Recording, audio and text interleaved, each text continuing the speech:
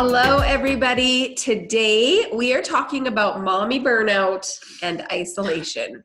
Yes. This is a heavy one. I'm Robin, and this is Sonia, and we are Bolly moms on the go. Yes. So I think we have to define what is mommy burnout. Yeah. So mommy burnout is part of like being overloaded with many stuff. Could be personal, professional, a mix of everything, but it has to be long term. Like you get it like super exhausted mentally, physically, Right. and in so many levels. But like long term, so then you have burnout where you're getting like just too much of everything. Yeah, and you hear about it more, I think, with like certain jobs. You hear about like air traffic controllers, they burn out, or first responders, teachers. You know, they always talk about that there's such a high burnout rate in those careers.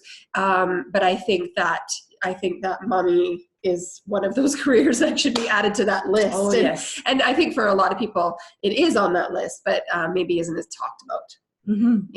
Yeah. So I think because there's a lot of pressure, like directly and indirectly to moms, because they're expecting to do many things, and sometimes things that they're not maybe supposed to do, but they're just adding up on their pressure about being the perfect role model of as a mom, being the perfect with the kids and being there for them, being the perfect at maybe work, balancing their different roles, like if you work as a mom, and then balancing all that, and sometimes just like being like overload of like too much and you can't manage, and then that's where you're getting like lost, and then you just snap at people, because at some point when you're like it's too much and you don't really realize what's the big trigger, right? And then you snap at people, like your children, like your husband, and it's like and you're getting like anger issues, or you're getting isolated because like no one is understanding me. Yeah. And there is a a psychological and physical effect that is happening to cause this. Yes. So this isn't something that just is random. This is because you're probably not getting enough sleep.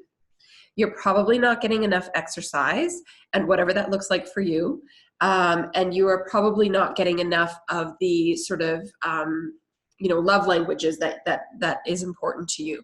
And so when those three needs are not being met, your physical needs, your sleep needs, and then your emotional and mental needs, if you're sort of dispersed out in your quiet mind, body, and soul, I mean, because sometimes you can like fill up one with the other. So if your soul is a little tired, then your mind and your body can keep you going, or vice versa. Yeah. But when all three start to deplete, then you find yourself in a place where you may even need, there are situations where you need medication, or where you need to actually remove from the situation for a little while, like take a break, go on vacation, and not vacation, but like actual like break. Like I don't know how to say it, but like get away from it all. And that means sometimes your kids too, for a little while, just to get over it. Like there are extreme situations, but lots of us are sitting in that sort of middle situation where it's not maybe at the end yet,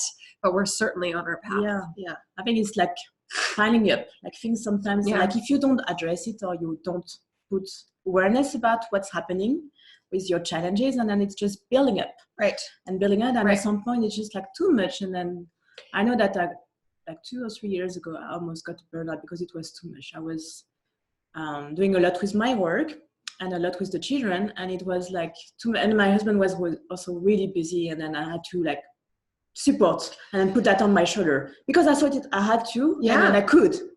To be a good wife. Yes, I could do that because I can. And the reality is like it was like really heavy on so many levels in different ways that I just kind of lose my mind at some point, and I was like overtired, overexhausted, and then screaming on my kids because it was too much to deal with. And then that's where I realized like, oh, okay, I have to step out to all that. And then, it took me like 2 weeks to really recover, because I was feeling down. Yeah. I was feeling isolated because I was ashamed also of myself. Yes. Yeah. I was like, oh no, I can't really share what happened because people will judge me. me. You feel like you did something, you yell at your kids, then that doesn't make you sound or feel like a good person. Yeah, I feel like I'm not strong enough. I'm going to be judged. And then and people won't trust me So anymore. you start to It's like, pull away from your support system. and I felt really isolated. And then after 2 weeks, when I work on myself and these kind of things, and I share a post about it, and then one of my friends, like, hey, you should like have told to me. It's like, I know, but I was in a phase where I felt like no one would understand me, or I would feel too ashamed to share anything because people will like look at me as like, is that really you? Right. Yeah. And the reality is like, yeah, like either you're feeling isolated because you feel like no one will understand. And I know that some people around your community or your specialists like will understand you and will point out like, okay, you need to do something about your situation. Yeah, definitely. Yeah. So you have to speak out. And so don't feel like you should be isolated because you feel like people will judge you, will look at you with big eyes. It's so common though, Sonia, that people are, when they feel bad, instead of going into their community, they pull out. And it's very common. And I understand the sort of thought process, but it's a very negative and damaging path to head down.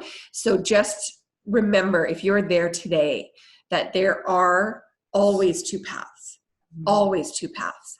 When you are in that sort of negative spiral, that constant negative spiral, it is so damaging, but it is also so difficult to pull out of that by yourself.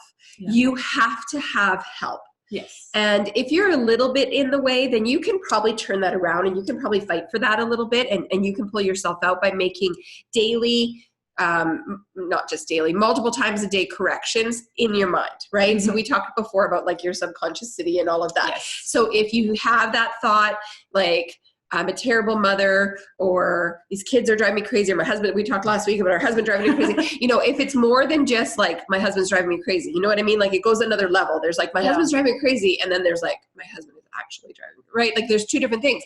So if one of those things is happening, then you can stop yourself, stop right in the moment and make a change on that thought pattern. And if you do that regularly throughout the day, then you can make an impact. So if you're just starting to come into this, there's a way to pull out by yourself. But if you're further down, you're going to need help. Yes. And so you need to find someone who's been there, who can come in to the deepest hole with you and come out with you.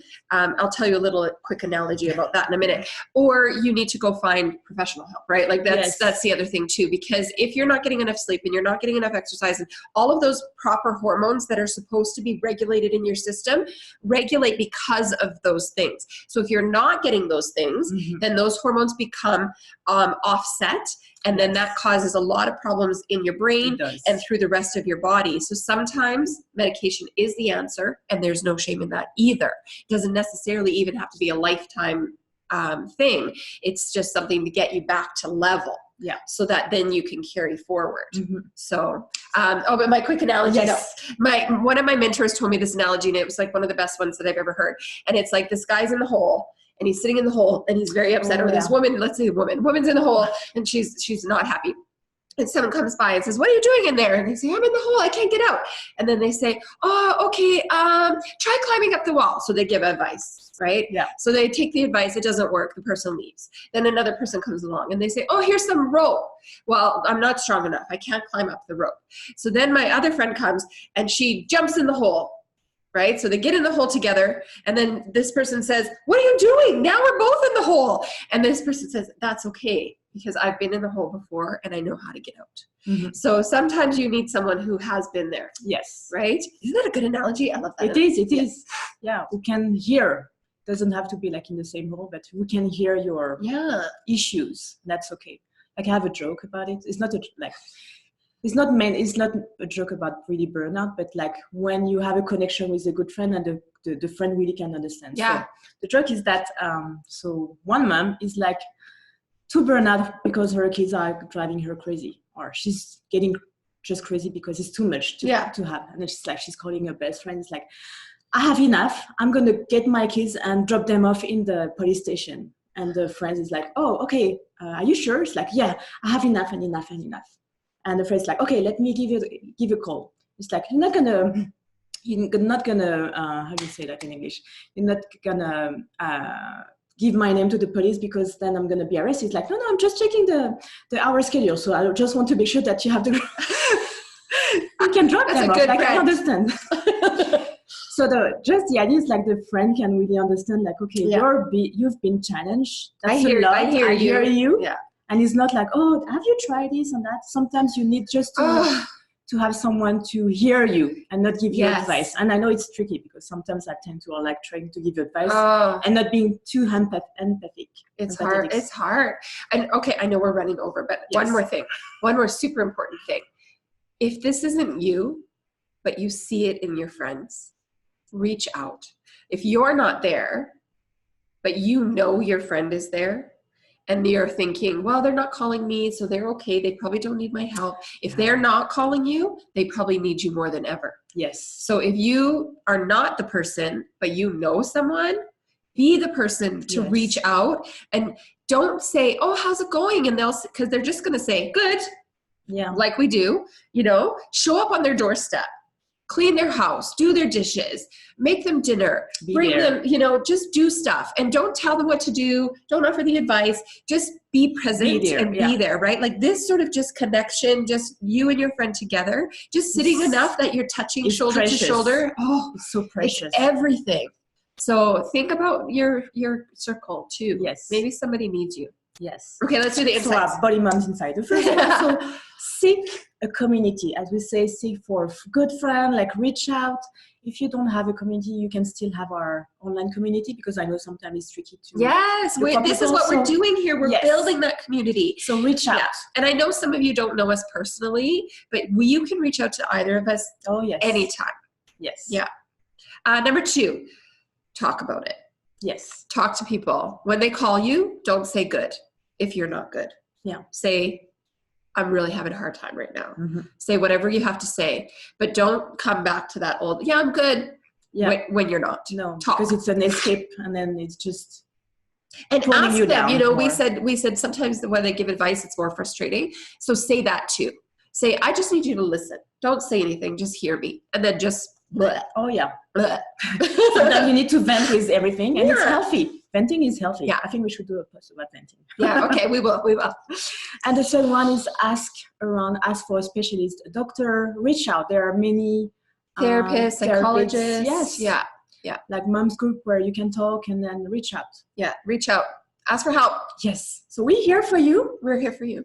And I'm sure that around you, if you look around, you have some help too. So yeah. Thanks, you guys. Thanks. Bye. Bye.